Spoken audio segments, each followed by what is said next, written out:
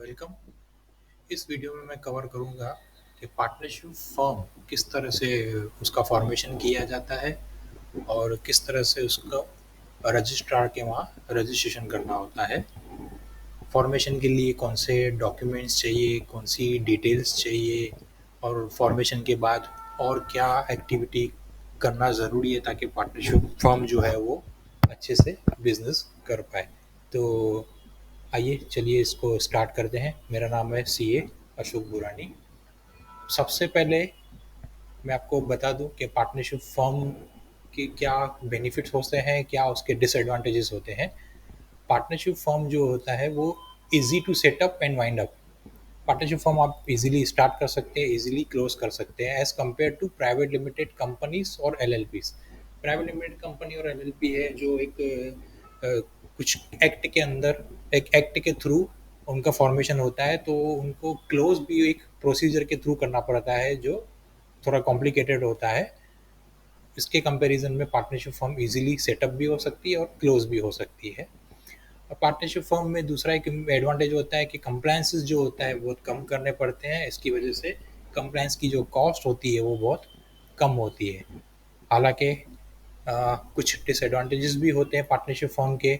सबसे बड़ा इशू जो होता है कि पर्सनल एसेट्स जो होती है पार्टनर्स की, वो भी लायबल होती है कि उनको भी जब्त किया जाए। अगर कोई फर्म ने डेप्ट किया है तो पर्सनल प्रॉपर्टीज जो होती है पार्टनर की वो भी सीज हो सकती है, जो प्राइवेट लिमिटेड और एलएलपी में नहीं होती। इसके अलावा जो फर्म का नेम है, जो आपने प्रपोज नेम फर्म का सोचा है, वो सिक्योर नहीं होता है। कोई कॉम्पिटिटर आपका होगा तो वो सेम नाम से बिजनेस कर सकता है, अनलेस एंड अनटिल आपने उसको ब्रांड, आपका जो ब्रांड है उसको आपने रजिस्टर किया हो। वो सेपरेटली रजिस्टर करना पड़ता है। प्राइवेट लिमिटेड और एलएलपी में इस तरह से नहीं होता है। एक बार कोई आपने प्राइवेट लिमिटेड और एलएलपी स्टार्ट कर दिया तो वो नेम किसी और को नहीं मिल सकता। पर पार्टनरशिप फॉर्म में ये एक डिसएडवांटेज है।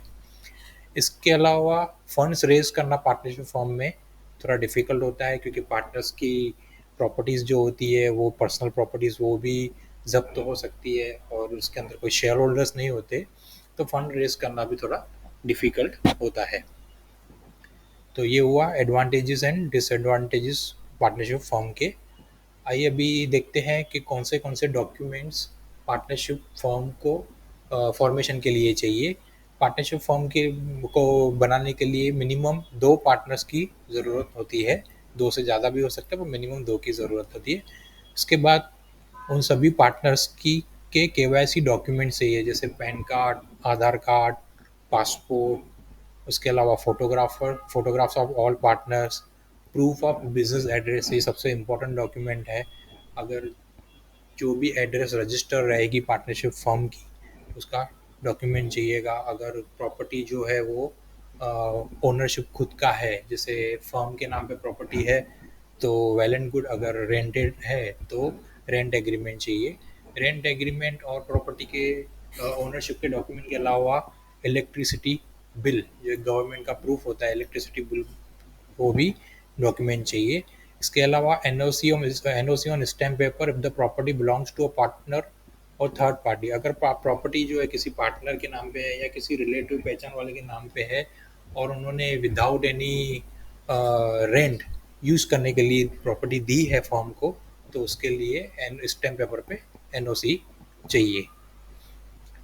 ये तो हुआ डॉक्यूमेंट्स की रिक्वायरमेंट। अब आती है डिटेल, क्या क्या चाहिए पार्टनरशिप फॉर्मेशन के लिए, पार्टनरशिप डीड बनाने के लिए। Name of all the partners with their present document, present occupation, सारे पार्टनर्स के नेम। इसके अलावा propose name of the form, form का जो प्रपोज नेम आप रखने वाले हो वो नेम चाहिए। बेटर होगा अगर आप किसी कोई यूनिक नेम रखते हैं ताकि वो आपके बिजनेस के नेचर को भी कॉम्प्लीमेंट करे, तो वो बेटर रहेगा। रजिस्टर ऑफिस एड्रेस, जैसे ऊपर डॉक्यूमेंट बताया था वैसे उस रजिस्टर ऑफिस जो एड्रेस रहेगी, इसका मतलब अ, जो भी गवर्नमेंट के डॉक्यूमेंट्स बनेंगे एक बार फॉर्म बनने के बाद, जैसे जीएसटी रजिस्ट्रेशन होगा या पैन कार्ड की एप्लीकेशन होगी या ट्रेडमार्क वगैरह जो भी रजिस्ट्रेशन होंगे, हर जगह पे वो आपका वो रजिस्टर ऑफिस जो होगा फॉर्म का हो जाएगा। तो आपको एड्रेस जो है रजिस्टर ऑफिस का वो बताना है।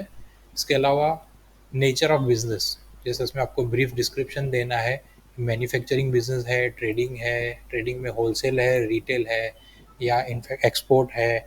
उसके अलावा कौन से गुड्स और सर्विसेज फर्म जो है वो सप्लाई करेगी, और अगर मैन्युफैक्चरिंग है तो उसमें प्रोसेसेस क्या है, वो थोड़ा ब्रीफ जो है वो पार्टनरशिप डीड के अंदर देना पड़ेगा। इसके बाद है इफेक्टिव डेट ऑफ पार्टनरशिप।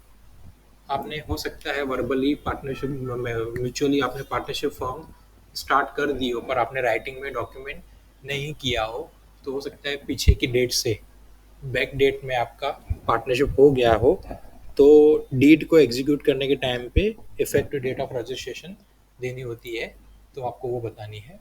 इसके अलावा partners who are authorise to operate bank accounts. अब पार्टनरशिप फर्म में बहुत सारे पार्टनर हो सकते हैं, तो ज़रूरी नहीं है कि सारे पार्टनर्स बैंक अकाउंट ऑपरेट करें। किसी एक या दो या तीन पार्टनर्स डिपेंडिंग अपॉन म्यूचुअली जो डिसाइड होता है पार्टनर्स के बीच में, तो वो पार्टनरशिप डीड में मेंशन करना कंपलसरी है, ताकि बैंक अकाउंट ओपन करने के टाइम में कोई इश्यू ना हो, पार्टनर्स के बीच में कोई डिस्प्यूट ना हो। तो ये ज़रूरी है बताना कि कौन कौन पार्टनर्स बैंक अकाउंट को ऑपरेट करेंगे। इसके अलावा partners who are authorise to apply for various registration with government department.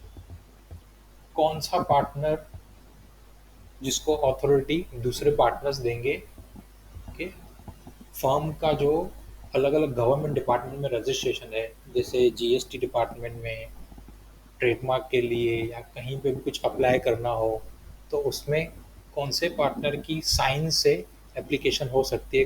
क्योंकि सारे पार्टनर्स तो साइन कर नहीं सकते, अगर फॉर्म भरी है बहुत सारे पार्टनर्स है, तो एवरी पार्टनर को साइन करने की ज़रूरत नहीं है, किसी एक को हम ऑथोराइज कर सकते हैं। तो कौन से पार्टनर को ऑथोराइज किया जाएगा, वो भी पार्टनरशिप डीड में अगर मेंशन कर देते हैं, तो एवरी टाइम ऑथोराइजेशन लेटर बनाने की ज़रूरत नहीं है, गवर्नमेंट डिपार्टमेंट को इश्यू करने की ज़रूरत नहीं है, वो पार्टनरशिप डील में मेंशन हो जाता है, तो वो बेटर रहता है। इसके अलावा आता है प्रॉफिट शेयरिंग रेशियो। जो भी पार्टनर्स हैं उनके बीच में जो भी फर्म का प्रॉफिट और लॉस होता है, वो किस तरह से उनका शेयरिंग होगा, वो कंपलसरी मेंशन करना होता है। Partners who will be working partners and details of remuneration payable to each such partner, और capital contribution and interest rate payable on such capital. ये जो दो क्लॉजेस है, ये बहुत इंपॉर्टेंट क्लॉजेस है। इनकम टैक्स रूल्स के हिसाब से अगर कोई फर्म पार्टनर को रेम्यूनरेशन देना चाहती है और कैपिटल पे इंटरेस्ट देना चाहती है, तो ये दो क्लॉजेस पार्टनरशिप डीड में मेंशन करना कंपलसरी है। वर्बली अगर पार्टनर्स के बीच में म्यूचुअली डिसाइड हुआ है, तो वो इनकम टैक्स में वैलिड नहीं माना जाता। ये कंपलसरी इंट्रोड्यूस करना पड़ता है डीड के अंदर। तो जो भी वर्किंग पार्टनर्स होते हैं, उनको इनकम टैक्स के हिसाब से रेम्यूनरेशन दे सकते हैं, और इंटरेस्ट ऑन कैपिटल भी पार्टनर्स को दे सकते हैं। तो कितना इंटरेस्ट देना है और कितना रेम्यूनरेशन किस तरह से डिस्ट्रीब्यूट होगा, considering the income tax law, ये मेंशन करना ज़रूरी है। इसके बाद है duration of partnership firm. Partnership firm है वो, उसका ड्यूरेशन क्या रहेगा। ड्यूरेशन अलग अलग हो सकते हैं। एट विल हो सकता है कि कभी भी पार्टनरशिप बंद हो सकता है। कुछ पार्टनरशिप होती है पर्टिकुलर पर्पस के लिए वो बनती है, जैसे बिल्डर्स होते हैं, बिल्डर्स लोग पार्टनरशिप करते हैं, कोई स्कीम कोई प्रोजेक्ट लाते हैं, तो जैसे ही वो प्रोजेक्ट ख़त्म होता है, तो वो पार्टनरशिप वहीं पे एंड हो सकती है। तो depending upon nature of business भी ये डिसाइड करना होता है। तो ड्यूरेशन क्या रहेगा पार्टनरशिप का, वो भी डीड के अंदर मेंशन करना कंपलसरी है। In case roles and responsibilities of any of the partners are defined, please provide the same. बहुत बार ऐसा होता है, अलग अलग पार्टनर्स को अलग अलग रोल दिया जाता है, उनकी ड्यूटीज़ जो है, उनके जो रिस्पॉन्सिबिलिटीज़ हैं उनको दी जाती है। अगर ऐसा है, डिसाइड किया हुआ है, तो वो भी पार्टनरशिप डीड में मेंशन करना ज़रूरी है। क्योंकि म्यूचुअली अगर वर्बली डिसाइड किया हुआ है और वो अगर पार्टनरशिप डीड में राइटिंग में नहीं है, तो आगे चल के डिस्प्यूट हो सकता है। तो उसको भी राइटिंग में पार्टनरशिप डीड में डालना ज़रूरी है। एक बार डिटेल्स आपने कलेक्ट कर दिया है और डॉक्यूमेंट्स कलेक्ट हो गए हैं, तो उसके बाद आता है पार्टनरशिप डीड बनाने का। पार्टनरशिप डीड बनाने के लिए सबसे इम्पोर्टेंट चाहिए स्टैम्प ड्यूटी। हर स्टेट का स्टैम्प ड्यूटी अलग अलग हो सकता है। 500 से 5000 तक स्टैम्प ड्यूटी हर स्टेट में हो सकता है।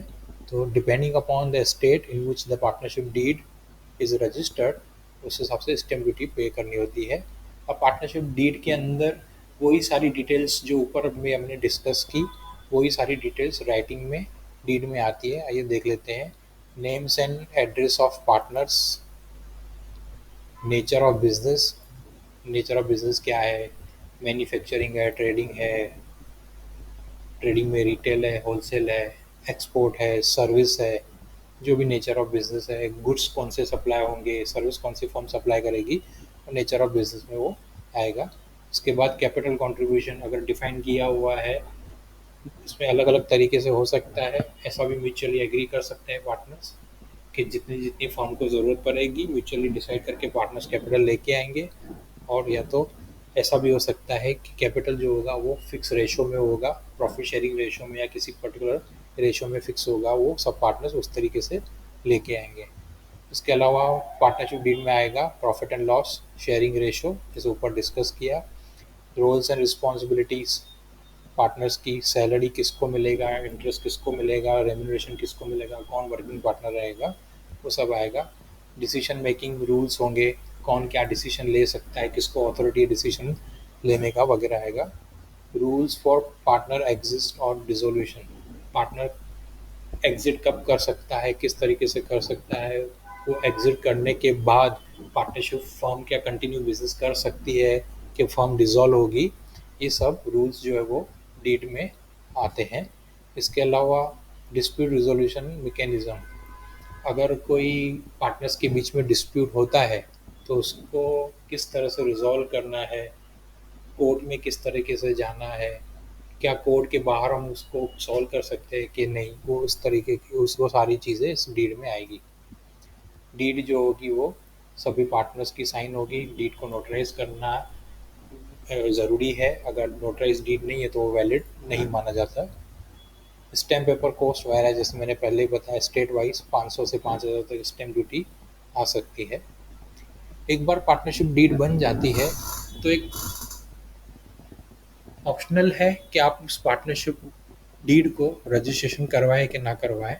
इनफैक्ट इनकम टैक्स एक्ट में भी ऐसा ज़रूरी नहीं लिखा हुआ है कि आप पार्टनरशिप डीड को रजिस्टर करवाएं, पर पार्टनरशिप डीड को रजिस्टर करवाने के कुछ एडवांटेजेस हैं। जैसे पार्टनरशिप फर्म को एक लीगल स्टैंडिंग मिलती है। अगर पार्टनर्स कोई अगर फर्म पार्टनर के ऊपर केस करना चाहे या किसी थर्ड पार्टी को केस करना चाहे तो इसको एक लीगल स्टैंडिंग मिलती है।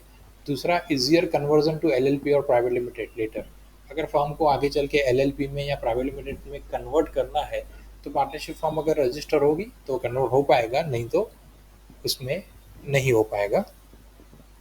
और पार्टनरशिप फर्म को रजिस्ट्रेशन करने के लिए स्टेट लेवल पे जो डिपार्टमेंट होता है वहाँ पे एप्लीकेशन करनी होती है। और मोस्ट ऑफ दी स्टेट्स में जो प्रोसीजर होता है वो ऑनलाइन रजिस्ट्रेशन का होता है, उसमें और एक्स्ट्रा डॉक्यूमेंट्स देने पड़ते हैं और रजिस्ट्रेशन कर सकते हैं।